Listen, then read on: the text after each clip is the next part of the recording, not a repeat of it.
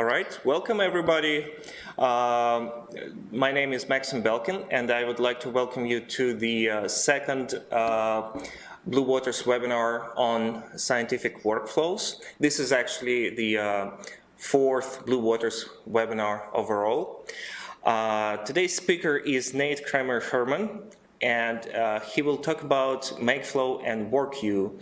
And his presentation, his webinar is titled Introduction to Makeflow and WorkQueue, Scaling Up from Laptops to Supercomputers. Nate? Hi, thanks for having me. Like Maxim said, my name is Nate Kremer-Herman. I'm a graduate student at the University of Notre Dame. I work in the Cooperative Computing Lab, and part of our software suite that we have called CC Tools are the tools Makeflow and WorkQueue. So this seminar is going to be broken up into 4 or 5 pieces. I'm going to talk about what my lab does, talk about the issues that we solve. I'm going to do a slight recap of stuff that was covered in the first Scientific Workflows webinar. We're going to talk about Makeflow, what it does, how it can solve some issues for you. We're going to do a brief hands-on tutorial, how to install Makeflow and how to run it. Then I'll talk about WorkQueue, which when we combine it with Makeflow can make things run a little bit better. And then finally, we'll have a little bit of a tutorial on how to run Makeflow with WorkQueue.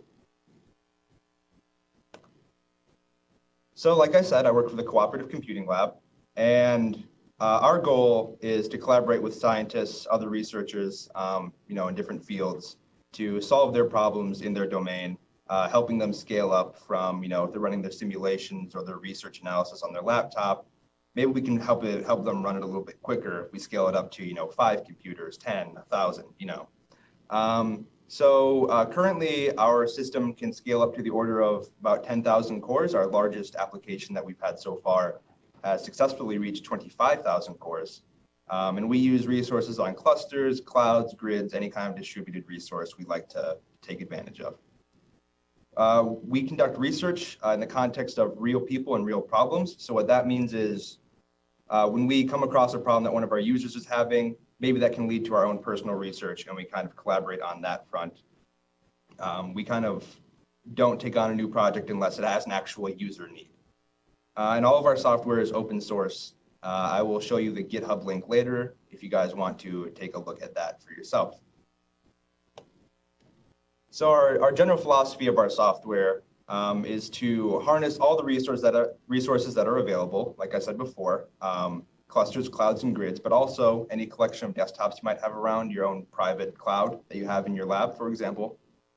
We also want to make it easy for our users to scale up from their desktop or laptop up to national infrastructure, make that as seamless as possible. We also want to provide some interfaces that are easy to use and familiar, so it's easy to connect different applications. So it's not, a tedious activity to make sure that your programs and your analyses work. We also put an emphasis on portability, making sure that we have usefulness across different operating systems, storage systems, file systems, any sort of middleware you might encounter. And overall, we like to make simple things easy and complex things possible, meaning we want to have a lower barrier to entry for our users. We don't want a task to be onerous just to get done. And most importantly, we like to have no special privileges required. So if you're just a normal user on the machine, you should be able to run CC tools without an issue. So a quick tour of what we actually provide in CC tools. Like I said, all of our code is open source with the GNU General Public License. Our compilation time is between 1 and 2 minutes for the whole suite, and it installs in your home directory by default. We run on all Linux systems, Mac OS, we've tested on that as well. And we also want to be compatible with as many different platforms as possible, different batch systems, different metadata storage systems. So for example, we support Condor, SGE, and Slurm. Torque, those are some pretty important batch systems you guys probably use. Globus and iRod, Hadoop, etc. We try to, like I said, have as much interoperability as possible. So some of our more popular components that we have are Makeflow, which I'll cover today, our workflow management system. WorkQueue, which is a lightweight execution engine to get tasks done in a distributed manner. And then we have some specialized execution engines called All Pairs, Wavefront, and Sand. You can read more about those in our documentation, which I'll show you later. We also have Parrot, which is a user-level virtual file system, as well as Chirp, which is a user-level distributed file system. So if you have applications that would depend on something like that, we can provide that for you. But today I'll only be covering Makeflow and WorkQueue. So like I said, we have lots of documentation available. And we have our website, ccl.cse.nd.edu, which I will provide a link for that a little bit later on that you can copy paste for those of you watching live. It's available on the slides. And we also have specific documentation for each of our applications, such as Makeflow. And then we also have a general user's manual, and then more specifically documentation like a man page style that shows you all the options you can use. So a brief recap from the last workflow webinar that we had from Scott Callahan. He answered the question, what is a workflow? And very generally, to recap, it's a collection of things you want to get done called tasks that reach some sort of final result, whether that's some specific result of an analysis you're looking for or a simulation. It's a process of things you need to get done to reach your goal. And of course, we want to know, well, what's a task? What does a task consist of? The task consists of the things you want to get done. Most likely it's an application that you run. The input you want to give to that application, it could be files, it could be executables, and any output we could expect to get from that application. And these tasks are interwoven together with dependencies in a structure, at least for Makeflow, called the directed acyclic graph. So we start from, whatever tasks don't depend on anything, all the way down this tree of dependent tasks to our final goal. And how can a workflow management system help do my research? He answered that question as well. He brought up the points of it adds automation, so you're not sitting there manually stitching all of your tasks together, making sure they work. It handles resource provisioning for you in some cases, better task scheduling. If it can run multiple tasks at the same time, it will do that automatically for you. You don't have to worry about setting that up yourself. Data management, and more. And I provided the link to his talk. If you guys want to go back and look at that after this presentation, I highly suggest it. So now I'm going to talk about what Makeflow is and how it can help with your workflows. So Makeflow is derived from the GNU Make syntax. It's an old idea. It's been around for quite a while.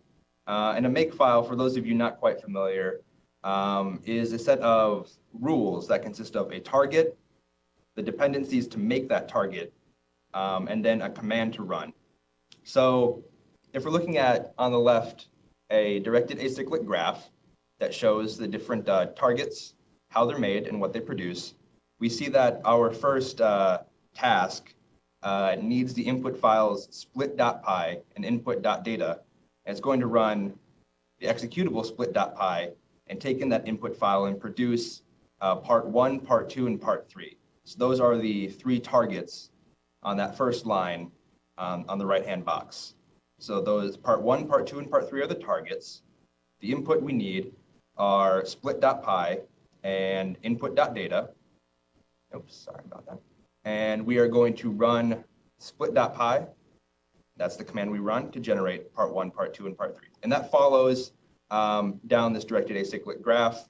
We now have parts 1, 2, and 3.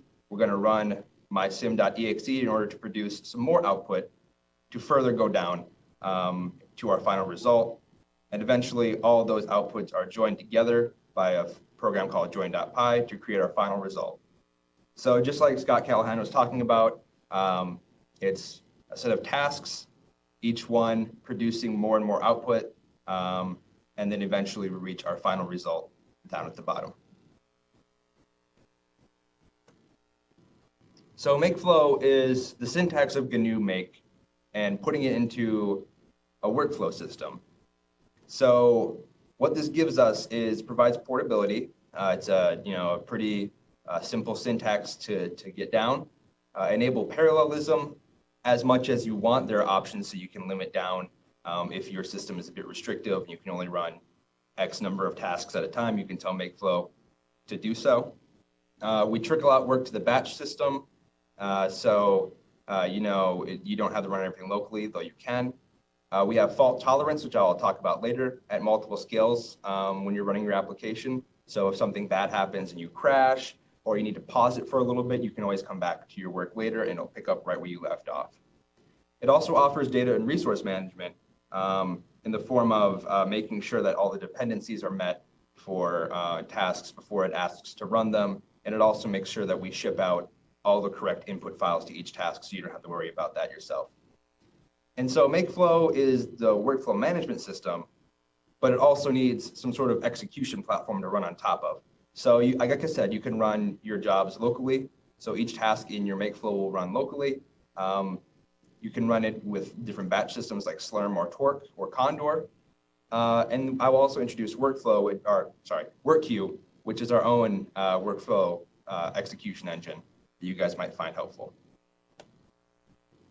So to briefly go over the Makeflow syntax in particular,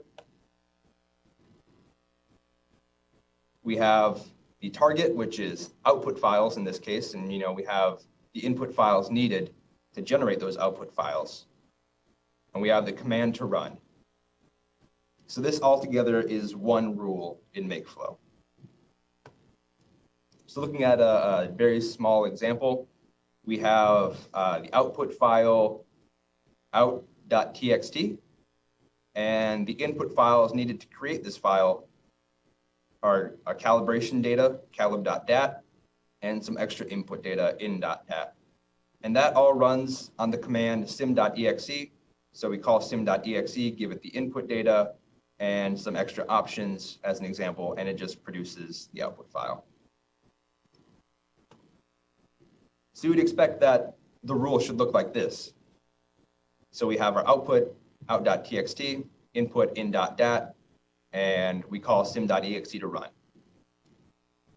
But that's not entirely right, because even though sim.exe does not explicitly mention the calibration data, we know that it does need it. And we also need to pass along the executable itself, because if you're on a batch system and you tell it, run this program that I made, but you don't specify that as an input file, Makeflow doesn't know to send it to the batch system. So you'll end up sending a task without the executable to run it.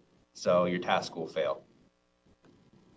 So we've run into this issue a bit with newer users, and we want to just set the record straight.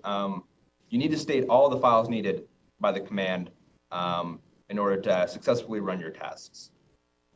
And we will get into that a little bit in our tutorial. So I'm going to show you a more complete example of a Makeflow file. So in this first rule, right, very similar to what we saw in the last slide, we have our output file, out.10. We've taken our input, our calibration data, and our executable. And just like the last slide, we are going to run sim.exe, passing some extra options as well as the input data in order to produce our output file. And the same format will apply to subsequent rules, and this creates our Makeflow. And as you can see, none of the output files, none of the targets rely on each other to be produced. So for example, if out.20 needed out.10 as an input file, we'd have to run this task first before we could run this one. But in this case, since we have no dependencies between the tasks, we can run all of them concurrently. And Makeflow is smart about that. So if we can run multiple tasks at the same time, it will do that for you.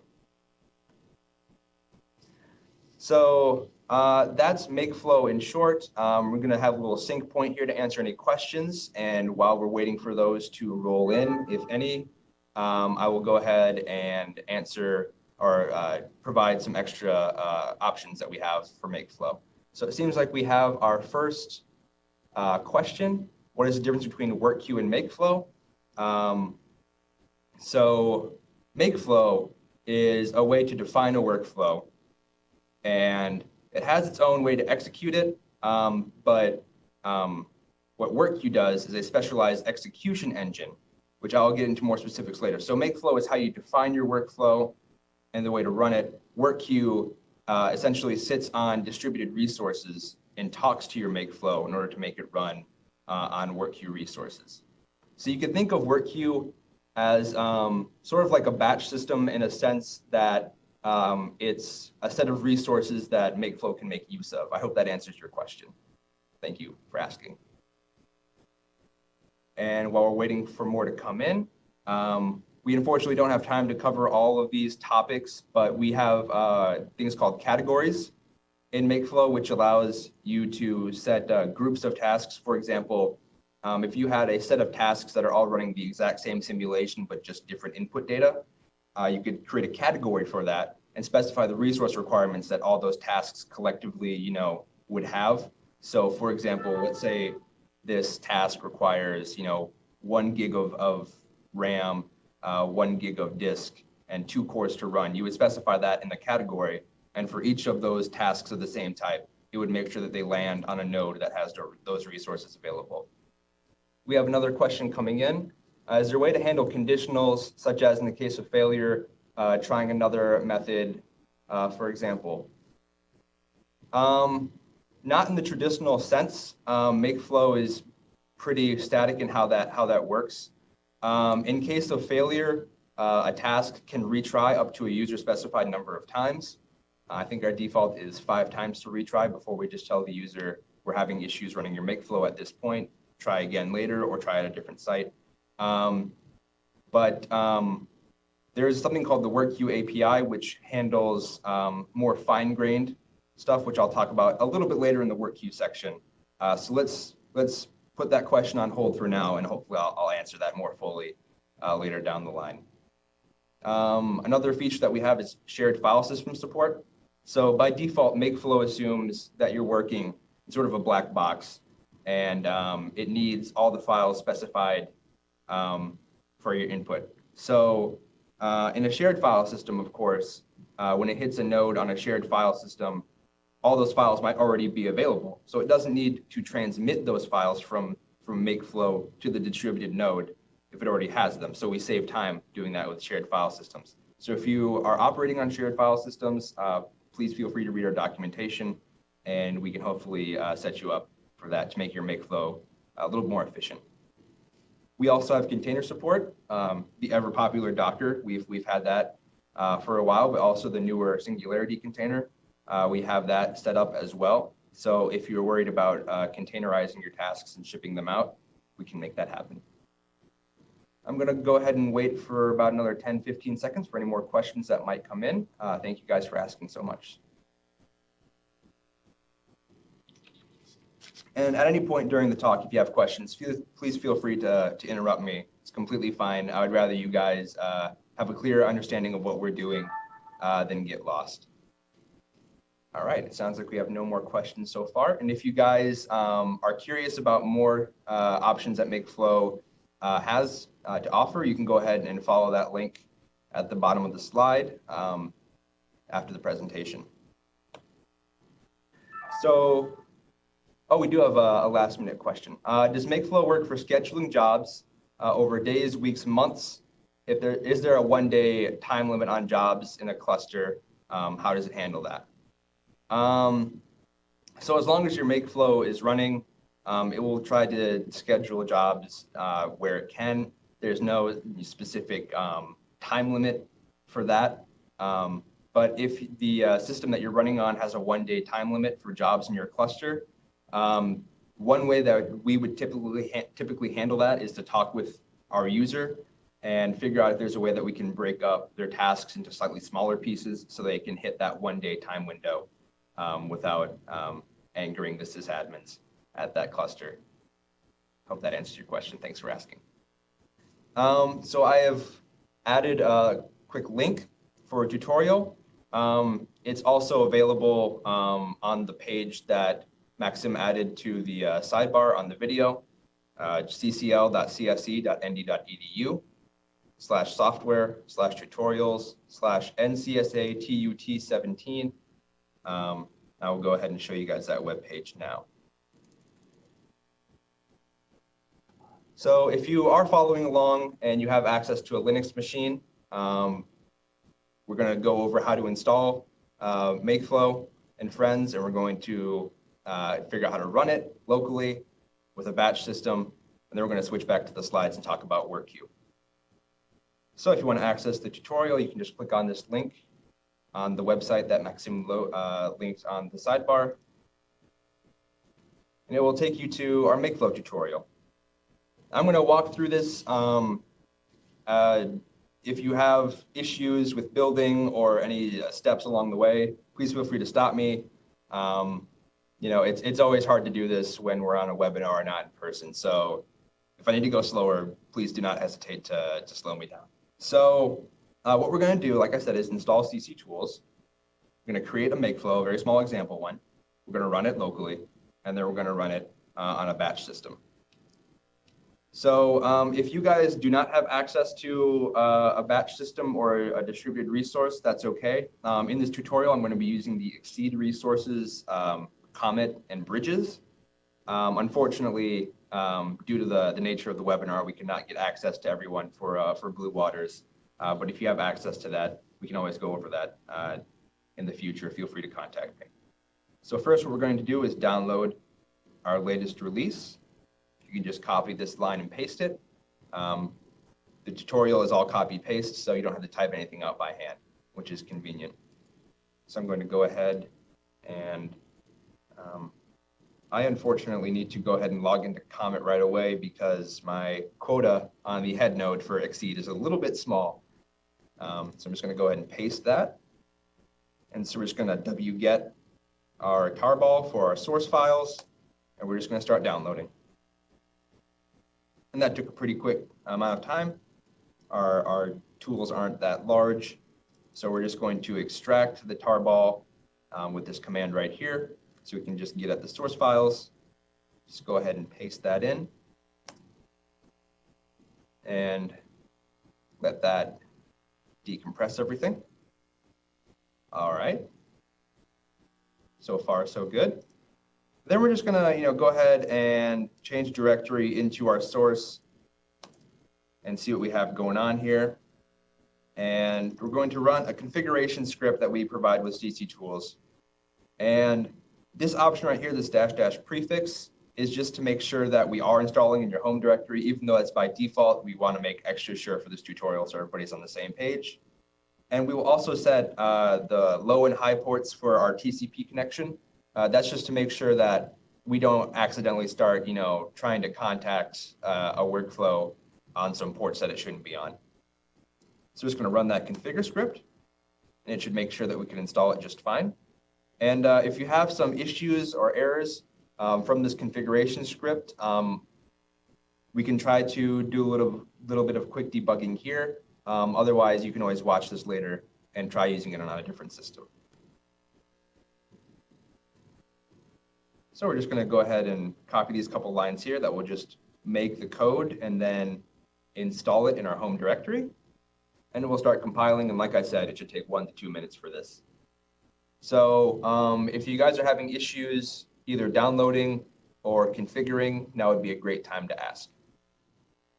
And like I said, we will start running our Makeflow first locally, and then we will use a batch system located on both Comet and then Bridges. Now, if you guys unfortunately do not have access to those resources, it's okay. The same concept will apply to other batch systems, so feel free to stay a few minutes after the webinar and post your question on the Slack channel, or you can go ahead and contact us through our webpage. All right, so I'll just install it, make sure it's all in home correctly, and generate our documentation. And because the Exceed resources use Bash as their shell terminal, I'll go ahead and copy this so to make sure that it's CC Tools is in my path so we can access the executables. If you use C shell instead, go ahead and use the setenv command. Okay, so I'm just going to make sure that CC Tools is in my path. And just do a quick check. We're going to check the version on our Makeflow. All right, built successfully, built on Comet, which is good. All right, we're going to do do WorkQueue worker and see what version we have on that. All right, good. We find both Makeflow and WorkQueue, so we're all good. And then we're going to run WorkQueue status, which, WorkQueue status, which just tells us how many WorkQueue applications are running right now and what's going on with them. All right, so we got a few different ones running from our users. And WorkQueue applications are not necessarily Makeflow applications, but most times they do overlap, and I'll get into the nuances of that a little bit later when I talk about WorkQueue. All right, so now what we're going to do is create a little directory for our tutorial. So we're just going to change directory into our home, going to make the tutorial directory and go into it. All right, so now we're in our tutorial directory, just making sure that we're in there. Everything's great. We're going to download a simulation file, a Python file, which will do some really complex math. You guys might catch on what it actually does, but it's a good example just to show you what Makeflow can do. So we're just going to wget that simulation.py file. All right, pretty small, pretty easy to get. And we're just going to make sure that we change the permissions on it so we can execute it right away. We don't have to go through the Python interface to make it work.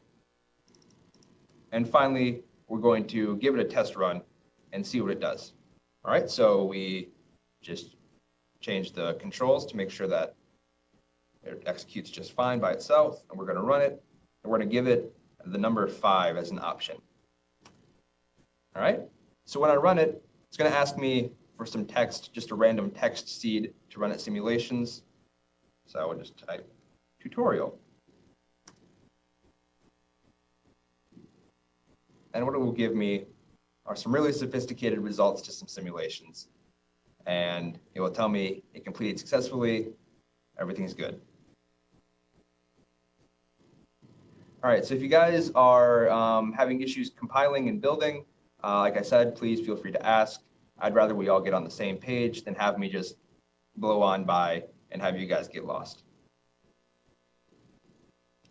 So now what we're going to do is create our own example Makeflow using the simulation.py file.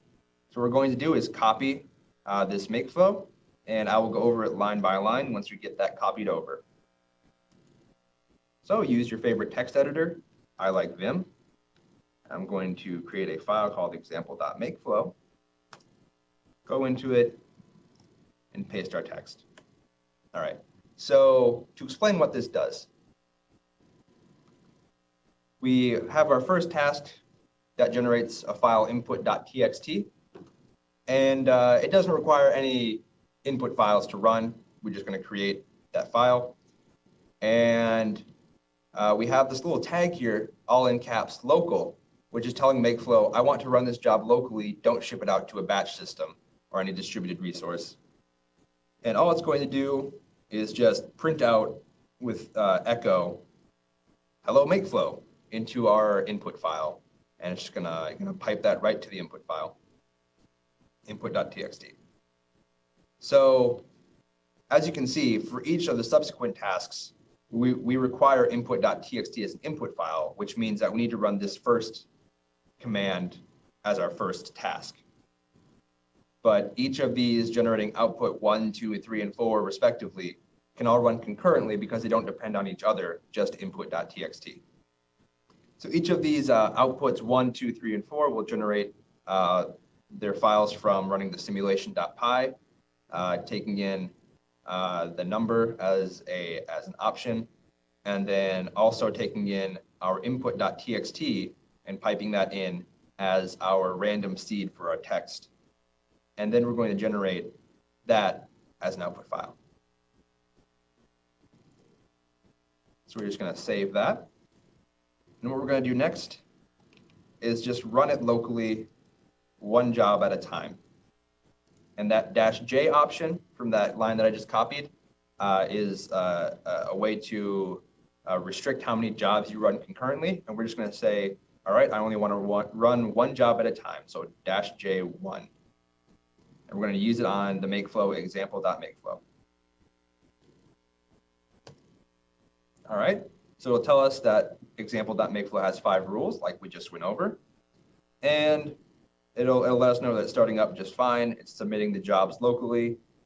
So first, like I said, we have to create input.txt. So we run our hello Makeflow printout into input. That completed just fine. So now it can run the subsequent jobs. So you guys might notice that we're generating input 4 before the other ones, even though this was the last command that we specified, the last task that we specified. Because Makeflow is like GNU Make, it doesn't matter what order you write your commands. Makeflow will figure out which ones can run concurrently and run them as soon as it can. So you guys might notice if it prints out, the output files out of order, so it goes in reverse order 4, 3, 2, 1 instead of 1, 2, 3, 4. That's completely okay. That just means that it could run all 4 of those tasks concurrently. But because we're specifying only run one job at a time, it restricted that. All right, so we successfully generate all of our output files just fine, and it tells us nothing left to do. Well, what if I don't believe it? What if I want to run Makeflow again with example.makeflow, this time getting rid of the restriction to run one job at a time? I'll say, all right, I'll try to start up. And again, it will tell me there's absolutely nothing left to do. All the tasks have been done. And this is because if I look in our current directory, all the files exist, right? So just like GNU Make, once you have all the files there, you need to either clean up and try again, or stick with what you got and do nothing. So in this case, there's nothing for Makeflow to do because we already have every single target of every single command specified. So if I go back through here, back in our tutorial, and go ahead and copy this line, makeflow-c example.makeflow. It will go ahead and clean the file system for me, and it will remove any of those files that we created from our rules.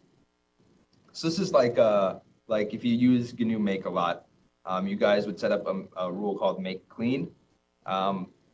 Because Makeflow doesn't support that kind of rule scheme, you can't do a Makeflow clean. So we added an option Makeflow-c to do that for you. But it does the exact same thing as a make clean rule would do. All right, so I've already logged into Comet because, like I said, my file system quota on the Exceed login hub was a little too small to install CC tools. So I'm already on Comet, so I can skip this stage and go right on to running my Makeflow on the batch system. But because I want to give you guys some time to install it, if you do have access to Comet, what you're going to need to do is go to log into Comet with GSI SSH, and then scroll up and copy all of these lines and go through the installation process over again. So to give us a couple minutes to work on that, I will answer any questions for anybody who is either not following along because they don't have a laptop with them or just has any questions in general. I'm happy to answer them. So we'll take a little sync point here while you guys remake on Comet if you have access to it. All right, we have a question.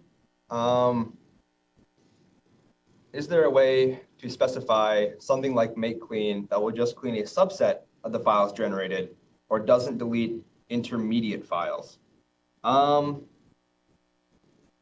You could in Makeflow, but it's sort of a hacky way to do it. You could create a rule that would generate, just some random text file, some really small text file, it's just a junk file. But the command that you would run would be to, remove any specified files you like that you want to clean up, and then just, touch that file or pipe in some random text to that file at the end of the command to make sure that it gets generated. Currently, how Makeflow operates is it just does the -c command, and it blows away any generated specified output that you have. That is a good question. So there is a way to do it. It's just kind of a workaround way because we don't typically have users who are worried about that. We do have some garbage collection options. Unfortunately, I'm not entirely familiar with them. That's not quite what I work on in the lab, but I will be happy to answer that question in more detail once I have time to go over the documentation with you. So feel free to look up the documentation and ask me any questions after the presentation. All right, so it looks like we have some errors. Looks like we have somebody encountered an error in SWIG. It's interesting. Error bool undeclared, first use of this function. I'm not entirely sure how to handle compilation errors like that without digging into the code right now, which might not be the best way to answer that question online. But if you are interested in using this and you're still having issues building on your local cluster, please feel free to contact me after the presentation. We can work that out either today or tomorrow. And yeah, I want to get you set up. Unfortunately, I can't answer that question without digging into the code, the compilation error that this user is having. But please follow along. The video will be on YouTube in perpetuity, so you can always come back to it later. I apologize for the inconvenience. Hopefully we can get that sorted shortly after the seminar is over. I apologize for that. If there's any other questions, wait for just a little bit longer, and then I will move on to running our example Makeflow in Comet. All right, so we have a follow-up question. If someone's total workflow were to take multiple days to run, would they just need to call Makeflow within Screen or tmux, for example? Yes, you would. As long as you can make sure that the Makeflow process will continue to survive, it will continue doing jobs for you. You don't need to ping it and make sure it's alive. It's just like a normal process. So yes, you can run it in Screen or tmux. In fact, I usually do when I have super long running examples that I run. Thank you, that was a good question. Is there a list of prerequisites? SWIG is notoriously flaky. That's from version to version. That is true. We should have in our documentation, going to take a brief aside here and see if we can find out for you. I do know that in the configuration script, it will tell you if you have the dependencies it needs to install. So if you're having issues, I would look at rerunning configure, and I will show you. So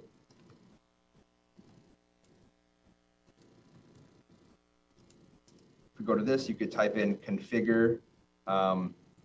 Let's just copy the line that we had in the tutorial to make sure that we get it as exact as possible. All right, so you got your configure. You can run back in our CC tools source, making sure we're on, installing into home with our TCP ports. You can add the option -- strict. And what that will do is if there are any issues in the configuration, it will halt configuration there and tell you what those issues are. So hopefully that will give you the answer for the SWIG compilation issue you're having.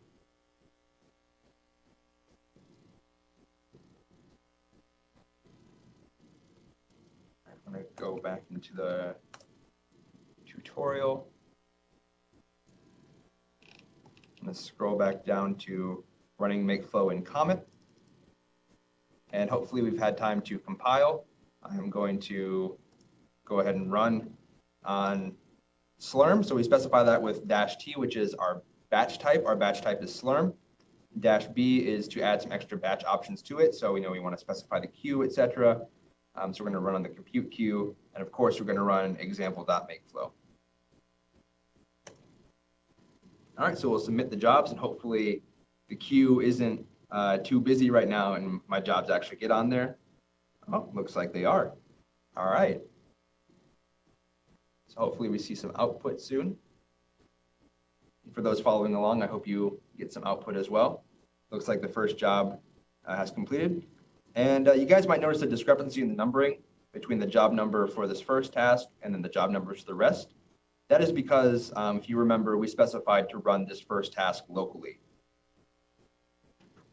just to make sure it gets done quickly. All right, and my Makeflow completed, so we have nothing left to do. If we go ahead and ls into this directory, we see that all of our output has been generated just fine.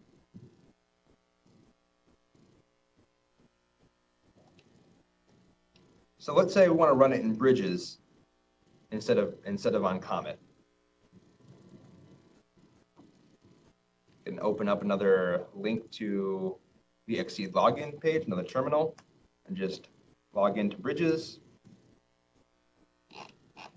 And then I will go ahead and recompile by just copying all these lines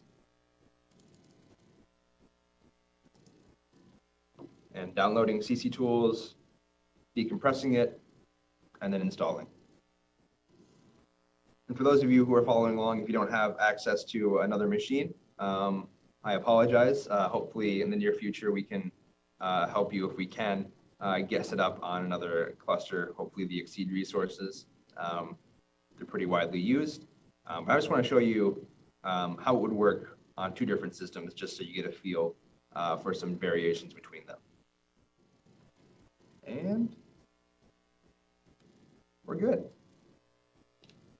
All right, so I'll make sure that I set my path.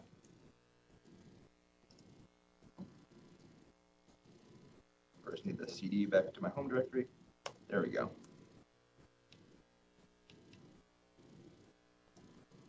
Then I'll create the tutorial directory, just like we did for the previous. Go ahead and download our simulation.py. We're going to change permissions so it can execute right away. Test it just to make sure it works. Let's use our string 1, 2, 3, 4, for example. All right, so we installed CC Tools and simulation.py is working great. So we'll go ahead and do the exact same example Makeflow we've been working with. I like to use Vim. Just copy and paste. It's the exact same Makeflow, same rules. And now we will use Bridges version of Slurm. So we have the -t batch type option, Slurm, and we're going to be running on the RM shared queue. Running example.makeflow. These jobs look like they're submitting a little bit faster. All right, looks like this might be taking a little bit longer, but it's the exact same result we will get from running it in Comet. So I'm just going to go ahead and go back to the slides just to make sure we're on time, and we'll check back later and see if it finished in Bridges. All right, so now I'm going to introduce WorkQueue, which when used in tandem with Makeflow, can hopefully make things run a little bit better for you. So we run Makeflow on a batch system like we just saw. We have our Makefile, our Makeflow specification that gets pushed into Makeflow, all the local files and programs we need to submit. And for example, if we're running on Torque, we say Makeflow-T for the batch type Torque, and Makeflow will send out all the tasks and required files to whatever resources we have on the Torque cluster. At Notre Dame, we have a Canvas Condor pool. So we use a Condor batch system. So we just do Makeflow-T Condor. It does the exact same thing. But what if we have, a private cluster or some other kind of cloud provider that we're not quite sure how to interact with them? What do we do? This is where WorkQueue can come into handy. So with WorkQueue, we have ways of setting up different worker processes. So all a worker is a process that waits for tasks, and you can set them up manually on you're on your private cluster or whatever cloud provider you're using, we have a script called Condor submit workers if you want to submit workers en masse to Condor. The same is true for Torque and Slurm. Or if you have your private cluster and you can directly log in, you can just spin up some workers there.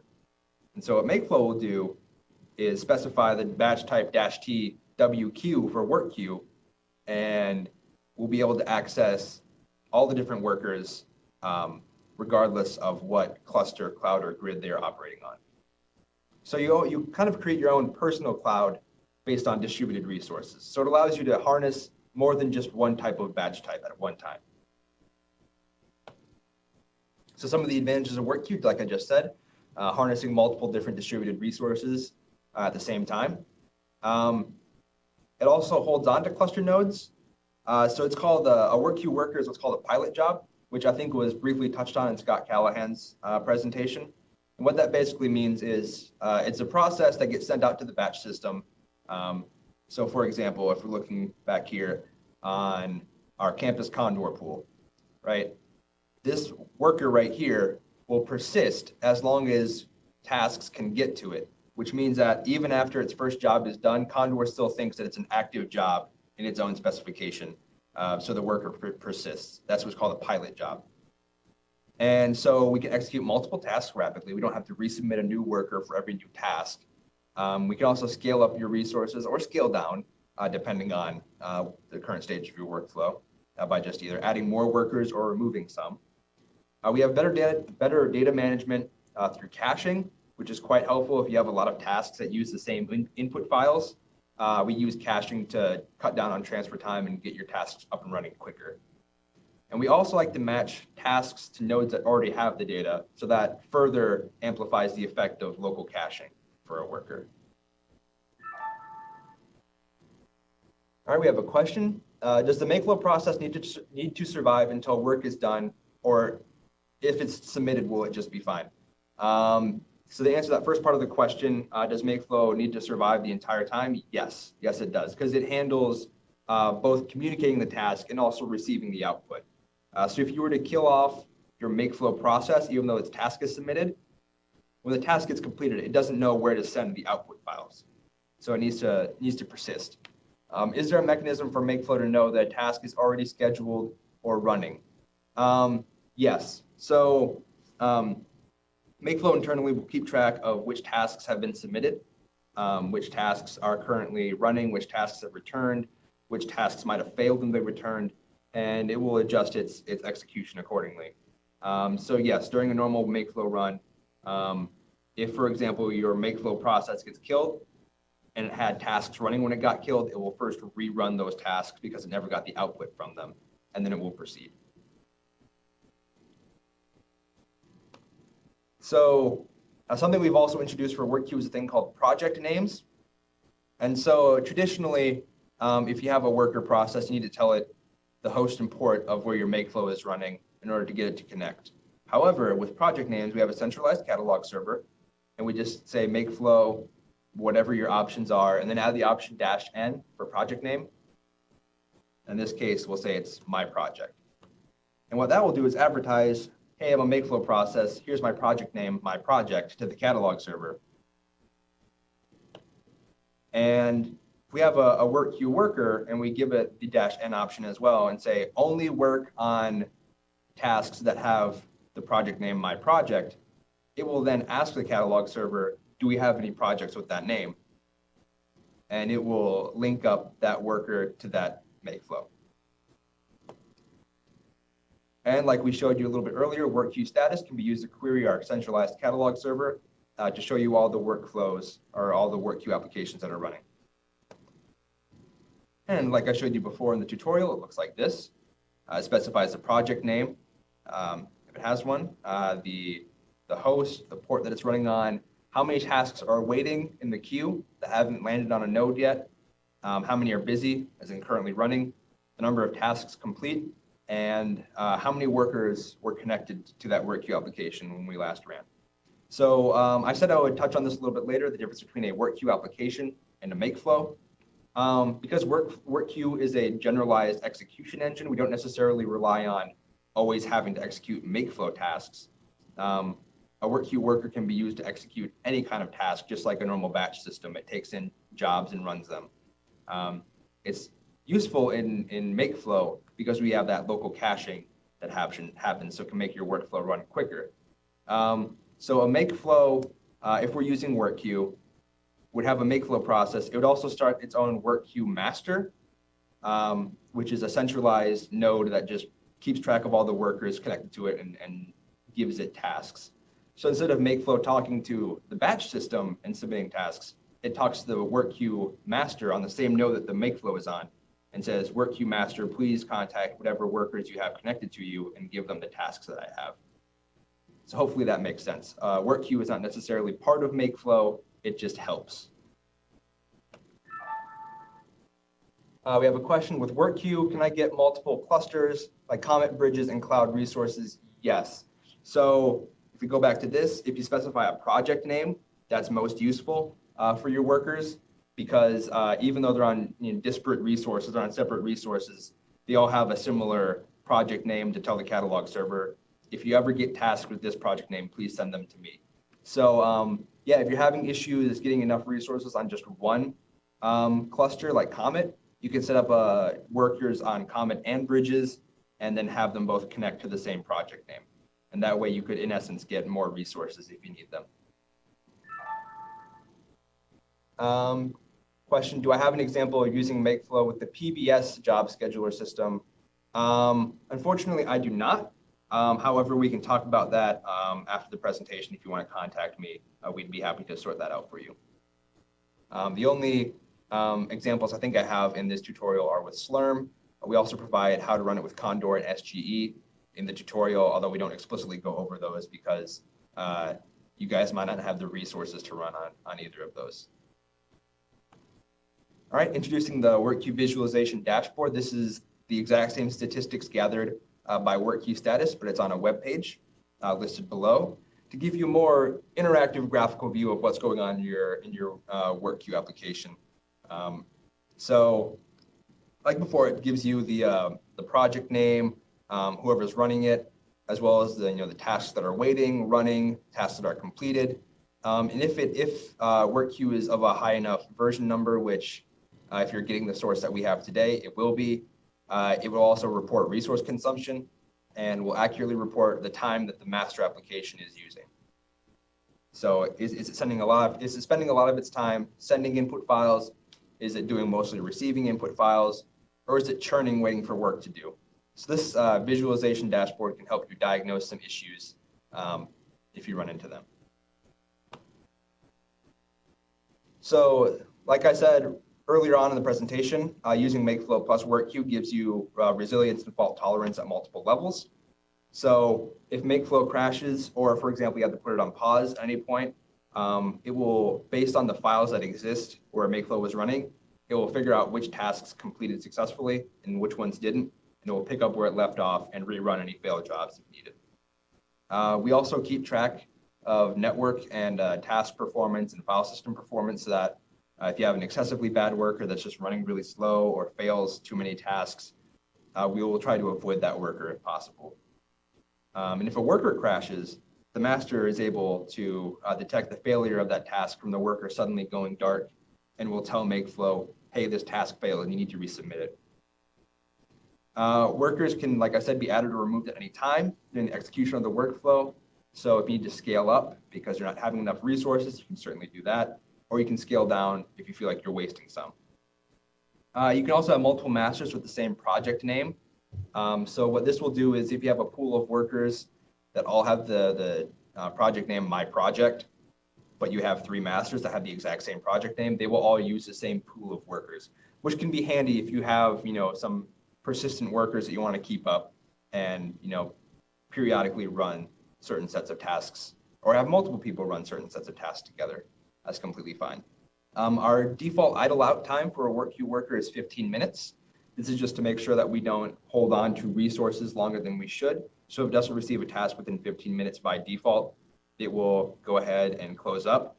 However, that is an option you can specify to keep it open for much longer, as long as your cluster will allow.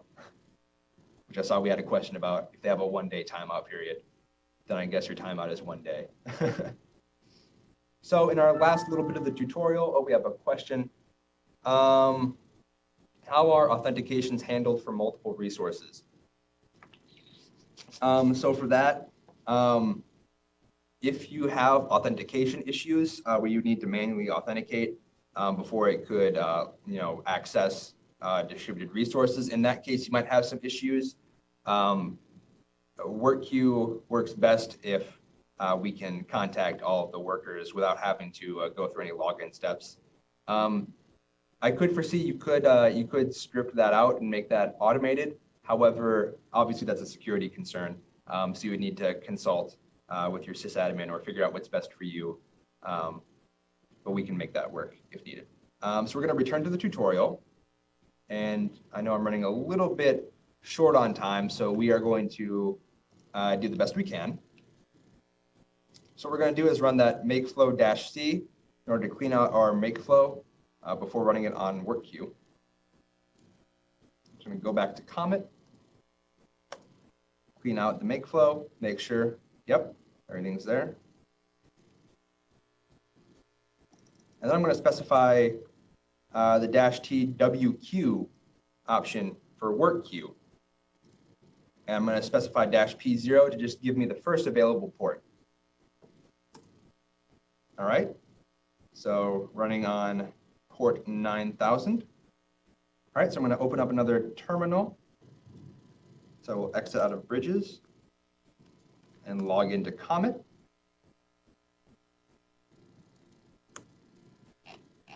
And I'm going to go ahead and grab this export so I make sure that CC Tools is in my path. And let's go ahead and type which Makeflow to figure out, yep, it found it. That's good.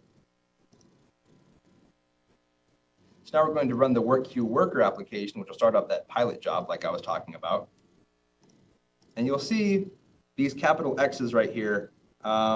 This is the old way of doing it, where we have to specify our host. So I am running Makeflow on Comet LN3. So I just make sure that that lines up on the host. And then I'm also running on port 9000. So I need to specify that as well. All right, and it says it connected to my master. So we're going to go ahead and go to this one and see our jobs get completed.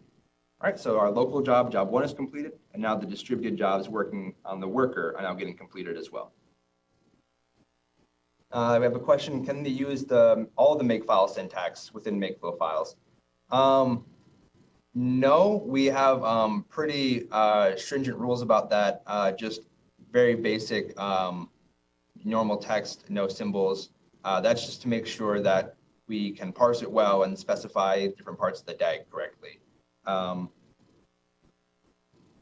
Unfortunately, adding all of that in would, one, take some time, and two, might screw around with how well we parse the workflow and can ship tasks out.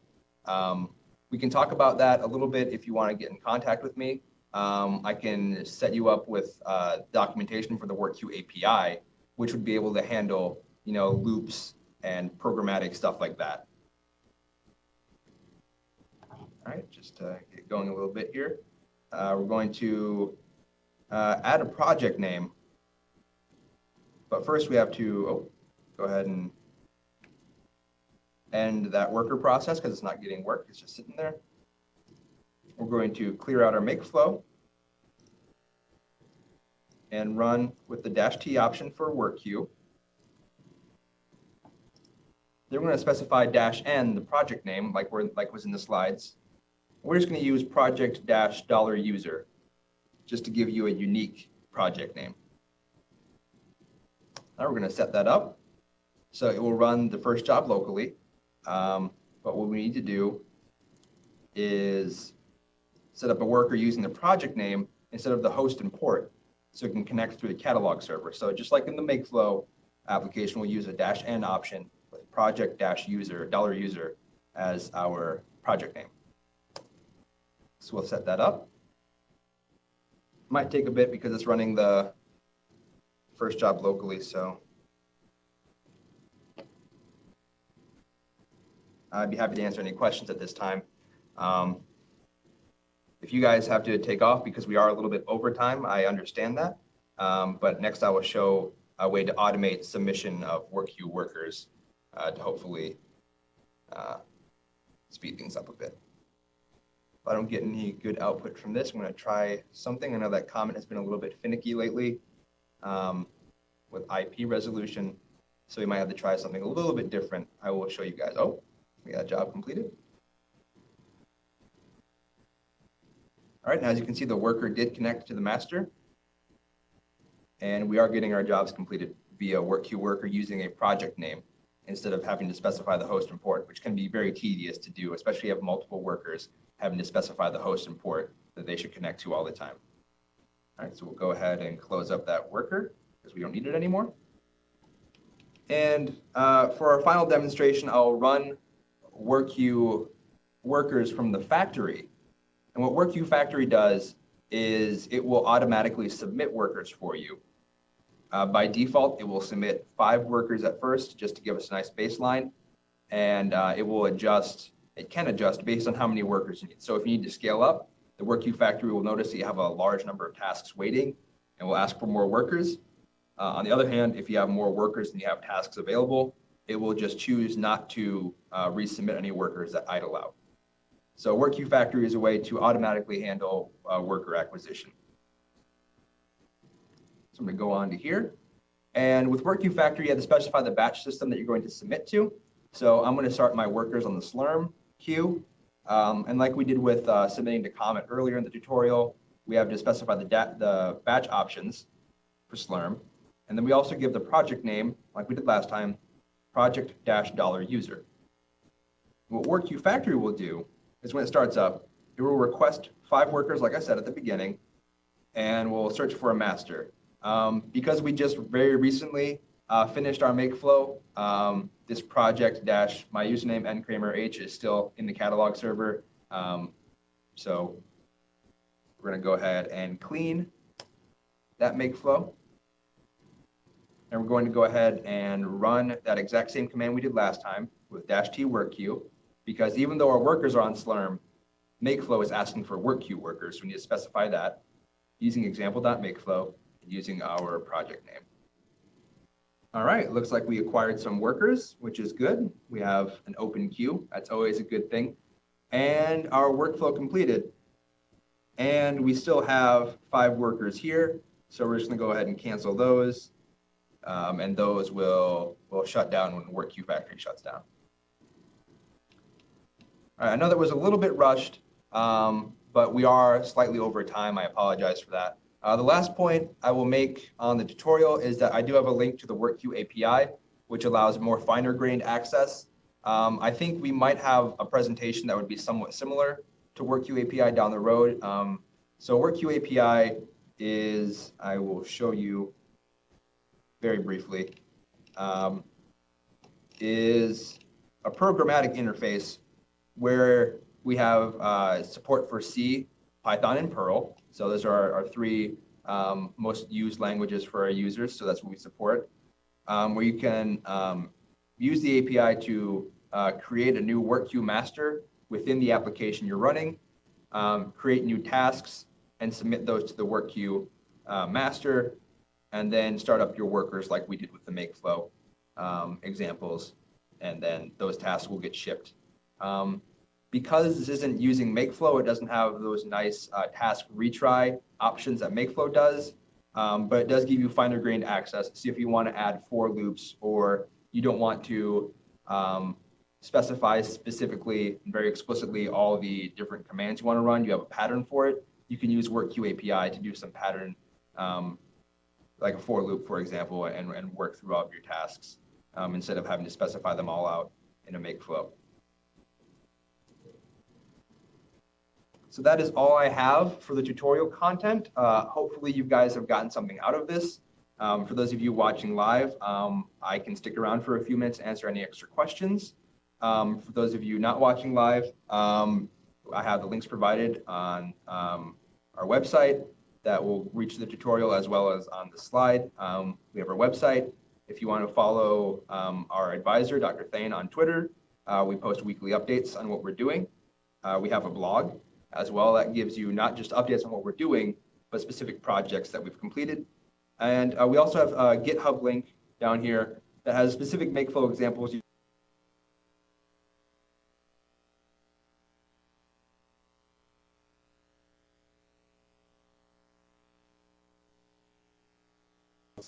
For your time, and feel free to ask any questions. Thank you.